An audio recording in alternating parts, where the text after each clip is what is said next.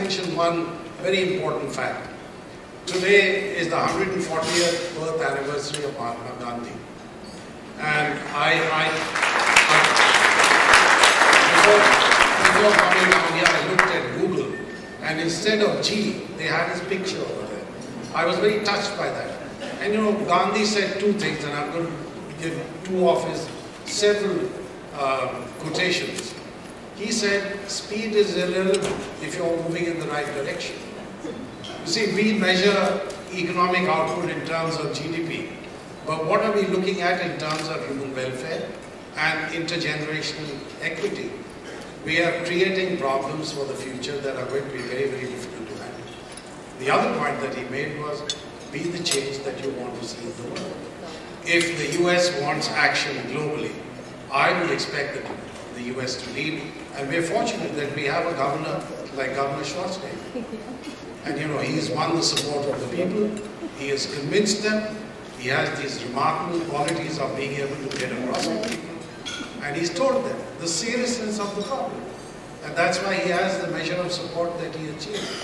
So my point is that the cost of inaction is going to be very high, but the cost of action, incidentally, is not going to be high.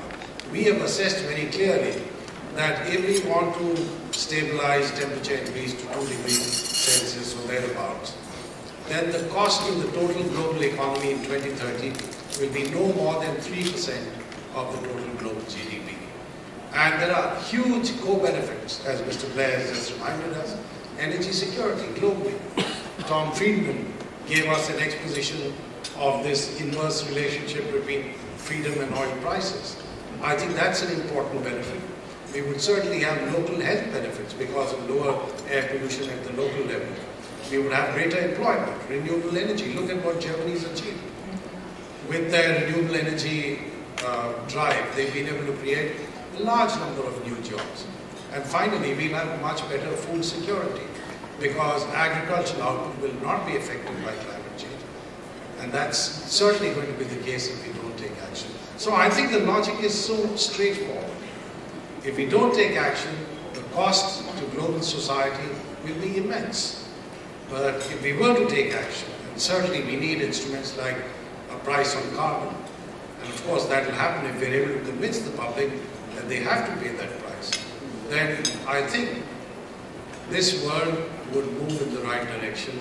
And I think Gandhi's advice of speed being irrelevant if you're moving in the wrong direction will certainly come home to us.